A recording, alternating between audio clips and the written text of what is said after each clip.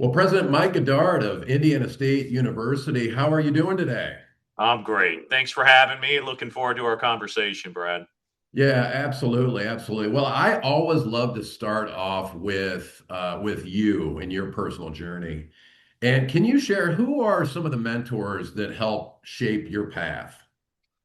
Yeah, I talk to our students all the time too about how important it is to have those mentors throughout the trajectory of certainly your career, but your life as well, and the impact that that can have on not only your own transformation, but how then you can probably have a better positive impact on others throughout your journey as well. And so, for me, it really started pretty early on in my college career. I'm a first generation college student. And when I went away to college at first, it was about 1,600 miles away from home. And it was one of those that, back in the day, I'm not going to age myself too much, but back in the day, you get dropped off by your parents and, it was, we'll send you a plane ticket so you can come home for Thanksgiving and best of luck, and I had a few folks early on who kind of really helped me navigate through a lot of the unknowns for me. Um, and then as I kind of transitioned through kind of academia and everything, two people, really, I should say three people, but two that have really kind of continued to be my week to week, month to month kind of go tos as mentors, even to this day, are first my doctoral advisor, Dave Costel. I got my PhD at Ball State, and Dave was someone I really wanted to work with. And it's weird for me to call him Dave because to this day everyone calls him Doc. So Dave was someone I really wanted to work with. And I wanted to work with him because of the success he had had with his research and everything like that, nationally and internationally known individual. What I didn't understand was just what a quality individual he was and how much of an impact he was going to really have on my own trajectory throughout my career. And so this is back in the mid to late 1990s. Well, Dave retired a year into my doctoral program, but still stayed engaged. And so if you kind of do the math, and he retired in the mid to late 1990s. Dave's in his 90s now, and he still texts me every couple of weeks. Words of encouragement. Sometimes he just lets me know that he's keeping tabs on me to make sure that I stay on that right path. Sure. But Dave is one of those individuals who has just been steadfast in terms of his mentorship for me and just being authentic and genuine and someone who you just want to emulate as you kind of get into opportunities to lead. And then two other individuals who have really, I wouldn't be here today in this role if it wasn't for them and their encouragement and kind of timely words that challenged me oftentimes. And that's Chuck Ambrose. Chuck was the president of the University of Central Missouri, and Chuck and I have remained really, really close friends over the years. And in fact, I was just on a Zoom call with him just the other day as well, catching up on a few things. And then Jack Thomas is another one who had served as university president at a couple of different institutions and continues to just kind of be that person to not only help kind of mentor, but sometimes ground you as well. And I think that's really important. And as a former college athlete as well, I'm okay with people speaking those tough words to me from time to Sure. time. And I think we need that. And so I always want to be coachable. I always want to be that individual who kind of listens from especially those that you really respect. And I'm just fortunate to still have those three men in my life and still kind of lean on them for that support, guidance, and mentorship. What sport did you play? So I was fortunate. I got to actually play two different sports in college at two different universities. And so I started running track, did that for 2 years. And then my last 2 years after I transferred to an institution a little bit closer to home, I played basketball. So I kind of was able to have great experiences at two different institutions as an undergrad and make some lifelong friends along the way. Do you have a memorable track event or a memorable basketball game that you can look back to? Yeah, I mean, track is one of those that that was love hate for me because I had a little bit of talent in it, but the 400 was my event, and every 400 that you run is going to be brutal. I mean, there's just no taking it easy on one of those, and so yeah, I would say, kind of one of our indoor conference championship meets that we had that I kind of, put it together at that meet and had some success, not only in an individual event, but then some of the relays that I was able to run with some teammates. And that was something that I look back on just as a fond memory. And basketball is one of those that, the one I think about the most is the last game that I played. Um, as a college player, and I just remember the locker room after that and the amount of emotions that were there. And it wasn't just because it was the finality of, not playing anymore. Sure. It was the camaraderie of the team that you were going to miss. And you get so used to that, and that's just your day to day. And that still sticks in my mind, not as a sad moment, but more as a gosh, that was a really important time point in my life that really helped develop out what it truly means to be part of a high functioning team, and how important people are in your own success or sometimes your own failures that you have as well. So yeah, those are two Well, moments. well, and taking that, looking into that lens from, that camaraderie standpoint, and just based on your personal journey and experience, how do you make sure that students at Indiana State, and maybe we focus in on those freshman students that are coming in that might be first generation, might be a little bit nervous about, hey, what's this all about? Yeah. How do you make sure that they do feel like they are supported and that they do have people that they can lean on to ask questions? Yeah. And for us, so critically important. And one of the reasons why I was drawn to Indiana State is because of who we have the honor of serving on a day to day basis. So 50% of our students are first gen students. And, about 50% of our students are Pell eligible students as well. So we have a lot of individuals who come here with a lot of unknowns and those uncertainties. And with that, perhaps comes some anxiety as well. And some come from real positive experiences coming out of high school to here, and others perhaps not so much. And so for me, it's really encouraging them to reinvent themselves if that's something that they want to do. And by that reinvention of yourself is put yourself out there, making sure that you make those connections, because at the end of the day, it really just comes down to relationships. It's the relationships that you're going to have with your peers. It's relationships that you're going to have with your faculty, with our staff. But what is your level of investment going to be in that? And oftentimes that comes with some personal risk, right? Because you do have to put yourself out there, and you do have to engage and be involved in things that are perhaps new, and sometimes things that might make you uncomfortable, not in a sense of they're not safe or anything like that, just uncomfortable just because of it's not familiar to you.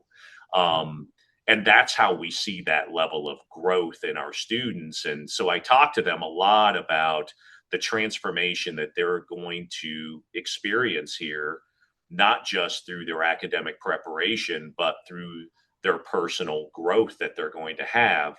But what they put into it oftentimes is what they'll get out of it as well. Um, So that level of engagement and belonging matters. And I will say we talk a lot here at Indiana State, and it's not just words, it's really about actions, and that's caring for each other and having that opportunity to really help those around you who perhaps might not have a defined pathway like you might have at that point in time in your progression, or it might just be someone struggling, and what are you going to do to be able to help them and be part of the solution? um, because what comes around goes around oftentimes, and we would all want that for ourselves as well, for others to care for us. And so I think we have something special here in that regard. I think our freshmen, when they come in, even before they fully matriculate here as students, they feel it.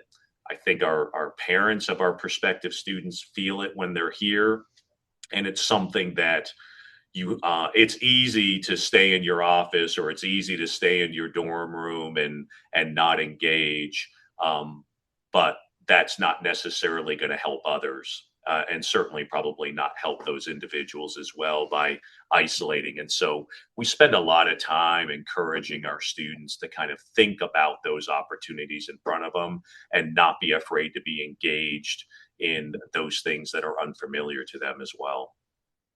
So I know that you have a number of goals and initiatives as the president, but pick two out that, kind of are in your everyday, thought process. What are two primary goals that you're tackling and focused on? Yeah, everything that we do here at Indiana State has two threads that kind of should connect just about everything that we're trying to do to help prepare our students, to help make sure that we continue to stay connected with our alumni and our community, and that we're a solution for not only the state of Indiana but the Midwest and across the nation in terms of um, being a solution for the workforce needs and demands and driving the economy as well. And those two threads are our culture of care that we have, because we know that that will carry individuals through a successful pathway in life and work once they graduate from Indiana State University. And the second one is a career connectedness to everything that we do, making sure that there's connection points for our students with business, industry, and that our faculty are engaged in that career connectedness early and often with our students, providing those types of scaffold up experiential learning opportunities, work based learning opportunities. And we're making some strides in that area. We still have a lot of work to do, but I'm encouraged by those two primary threads. And that's kind of what drives me every day, is how can we do a better job in terms of making sure that we care for individuals, but what else can we do to ensure that we have that career connectedness? And with that, that means we have more innovative curriculum. It means we have a better experience for our students. And then when we think about internally on our campus, hopefully that means that we have a unified people and process in what we're doing on a day-to-day basis as well. So, what do you tell parents that ask about, hey, the value of an education, but probably more specifically, hey, talk to me about the value of a degree, because I do think that's being challenged, probably more so today than ever. So, what would be your response to that? I will say this too, because you're right. I mean, we hear the narrative out there, and perhaps a little bit of a debate on whether or not there is that ROI that individuals would expect it to be. I oftentimes tell parents this, especially those who might not have experienced a college education themselves, right? And we have a large percentage of our students who are first gen, but even those who have had a legacy of college graduates in their families, we are here to make sure that we transform the lives of the students that are here, to prepare them to not only be successful in the careers in which they will venture into, but really be engaged citizens and be successful in life as well in so many different ways. Part of that is ensuring that we obviously invest in that process very heavily in terms of human capital with that. And for us, the value of the degree from Indiana State University is we've not only set you up for year one success after you leave here and being able to get a job and be gainfully employed and all that, but to set you up for that 5 and 10 year um, period of time. And I tell our prospective students and families all the time, and sometimes our current students as well, is you know that first job that you get, or even that part-time job that you get when you're in college, and even like I said, that first job that you get when you actually graduate, Right. that's preparing you for the job that you really desire to have in 5 or 10 years. And what are you going to do to take advantage of those opportunities? And so it is taking advantage of what we have to offer here at Indiana State. And a lot of that is the leadership development opportunities that we have here that do differentiate, do provide that ROI beyond just the knowledge base that you get from the degree program that you're taking classes in at that particular point in time. And then additionally to that is for us making sure that career connectedness is a part of it. That helps those prospective students and families see that early and often, yes, you're going to learn the coursework side of things, the didactic side of things, but in every single one of our majors, you're going to have a work-based learning opportunity and experiential learning opportunity that is going to set you apart and allow for you to be engaged in that career industry very early on to provide that ROI. I'm not into individuals just coming to Indiana State and just having a capstone experience their senior year, and then they figure out if they really want to do that career path. We want students to experience that their first semester of their freshman year and really be able to develop along the way in terms of that scaffold up approach. As far as workforce development, what relationships has Indiana State and have you developed with within the community and beyond Indiana potentially? But as far as relationships with businesses to really help align students and ensure their career readiness. Yeah. I'll give you one prime example that we've done here, and it's really just over the past year. We have a very robust construction management program, and that construction management program, we have both online and face-to-face components of that. You can imagine how much it matters to have that experiential learning component of that program. So we have two alums of the institution, John Thompson and Paul Thrift. They have a very successful construction management firm called Thompson Thrift. Well, John and Paul started that when they were students here decades ago. And I was having a conversation with John Thompson, who's become a really good friend of mine. And we just started to think about, what if we did things differently? What if we thought about reverse engineering what we were doing and really taking those industry experts and embedding them into our classes, getting students out into the field early and often, and ways in which we could really make this seamless. So we have a robust industry advisory board for construction management, but we wanted to take it to the next level. So through John and Paul's generosity and support, starting in the fall, we'll have our first named department. It's the Thompson Thrift Department of Construction Management. But John and Paul not only invested in resources for the naming of that department, but they also are offering paid internship opportunities for not just our seniors, but for those freshmen, sophomore, juniors, and seniors, and making sure that there's that transition. And they want to be a part of the solution for the talent pipeline. So instead of just saying at the end of our construction management program, here you go, John and Paul, here's our product, I hope it works out for you.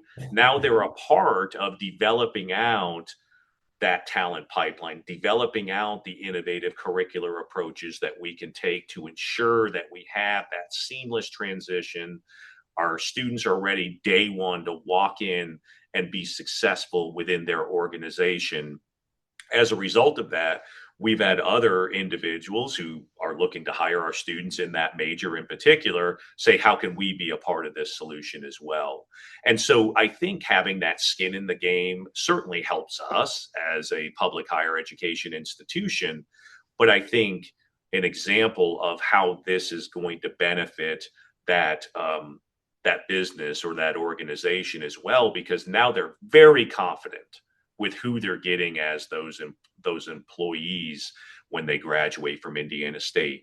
We're doing the same thing with our professional flight program as well, and ways in which we integrate that not only with the FAA certifications but with those airlines as well, on how we kind of make sure that we're meeting their needs to ensure that when our students graduate with a pro flight degree, they're ready to go. And we do that more in our College of Business, our Scott College of Business now. So we're looking at ways to not just say, here you go, come and set up a table at a career fair and talk to some of our students.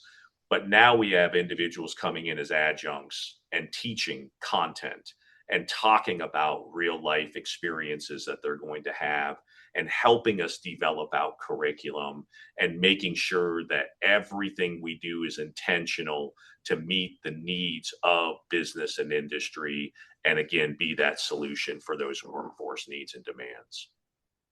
Well, I love that. I mean, I love that ability to really be, I mean, Indiana State is in a very strong position and is clearly aligned workforce development and career path. And the other piece to that too that I love to hear is how you're engaging alumni. Yeah. Oftentimes when you hear about engagement of alumni, sometimes it's a letter in the mail with a bumper sticker saying, "Hey, can you contribute some money to the school?" And so to be able to go beyond that, to your point, and really have alums diving in and saying, "Hey, how can I help? How can I ensure that your students have a job or can learn what they like?" I think Yeah. that's something that's very unique and really strong for Indiana State. And we're so fortunate in so many ways that our alumni not only want to give back of their, philanthropically, but they really want to give back in terms of their time and their mentorship. And yeah, another example. Last night, I have an alum who's been very engaged with our university, and he texted me and he said, "Hey, do you have time to meet up real quick after work?" And we just had an opportunity to chat. Well, I didn't even know why he was in town. We'll come to find out he's in town because he's going to a couple of our classes today and speaking to our classes, right? He's here on his own dime, on his own time, giving back. And this individual, and he probably doesn't like it when I call him out, by name, because he doesn't want any of the credit, but Sure. Ken Kramer. Ken Kramer is an alum of Indiana State. He's the CEO of Goodwill of Central and Southern Indiana.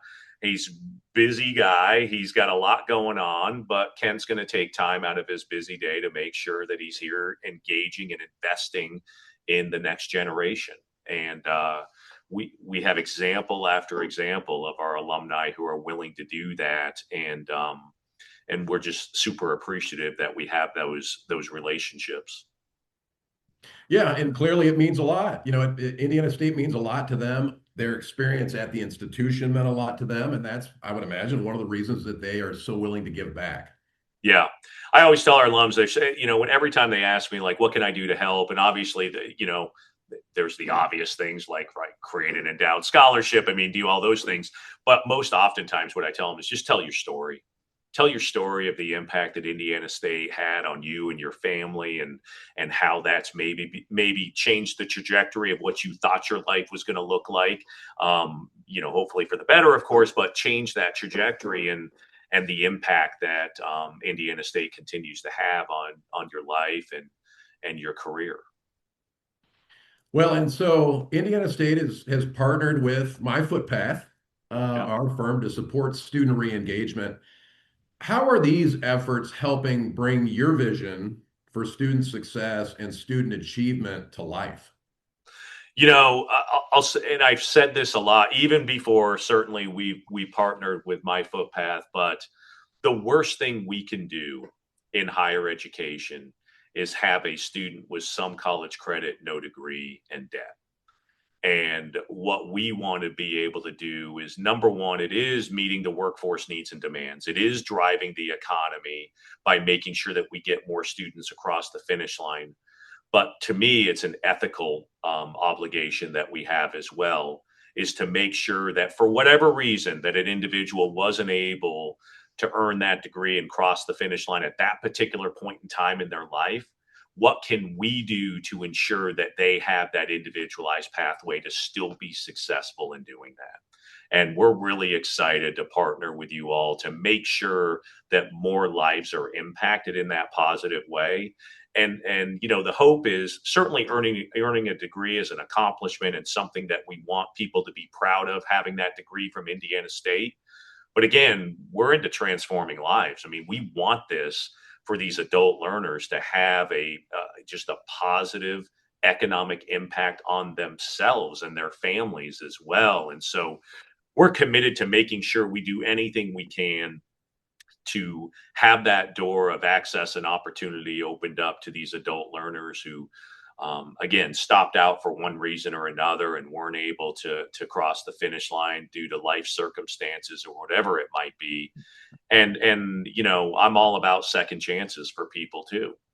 Perhaps the level of maturity wasn't there coming out of high school to come and earn a degree, and maybe the focus and intention wasn't quite as much on the academics at that time, but they've had life experiences and an opportunity to kind of think differently about their approach to earning a degree. And we want to give those folks that opportunity as well. And again, wrap around support services to ensure that they're cared for, and they're not going to be treated like our quote unquote traditional students. They're going to be in a different stage, and we have to be able to again walk alongside them with this partnership with myFootpath to ensure that they also have that level of success that we want them to have. So now I'll ask you to kind of pull out that crystal ball for a Yeah, minute. And, where do you see Indiana State in 5 years? yeah. You know, a couple of things. And number one, I want us to be seen as truly that destination institution for students because of the reputational awareness that we continue to build, that really focuses on, hey, if you go there, people are going to care for you. They're going to care for your overall well-being and your future success, but they're going to connect you early and often to opportunities. You're going to be able to develop into a great leader and be able, and sky's the limit in terms of what you might be able to do in the next 3, 5, 10 years once you leave there. And then somewhat selfishly, I want us to be looked at as a national model of how you do things the right way. We've had some declining enrollment over the years. We're making some progress and building some momentum in that regard. We had our largest freshman class that we've had in 5 years this past fall. We had record retention rates for the institution, but my leadership team knows this. I'm never satisfied, and that's because we have an obligation to make sure that not just 70% of our students retain, but 80% of our students retain, and not just half of our students cross the finish line with a degree, but more. I'm not satisfied until all of them do, right? I mean, we need to kind of continue to invest in people. And I think with that comes a level of transparency that you have to have internally within the institution, externally, and be okay with things that aren't working and be able to adapt and pivot. And I want us to just be looked at as an institution that was willing to take those calculated risks to benefit more people, benefit those next generation of students. And if we can do that, I think we're well positioned to be able to be an incredibly successful institution, but one in which is recognized for the investment in people. And I tell my folks all the time, in this landscape of higher education, I'm not in it just to survive one thing or another as an institution. I'm in it to thrive. And if that's our mindset, then our students will feel that as well, that they can thrive here as well. And so we're in the thriving business, not the surviving business at Indiana State University. Well, absolutely. Well, President Mike Godard, thank you so much for your time. There is a lot of exciting things happening at Indiana State University. myFootpath is very excited to be a part of that, but we really appreciate your time. It was such a great conversation. Thank you. Well, I appreciate it, Brad, and we're looking forward to the continued partnership as well. And go Sycamores.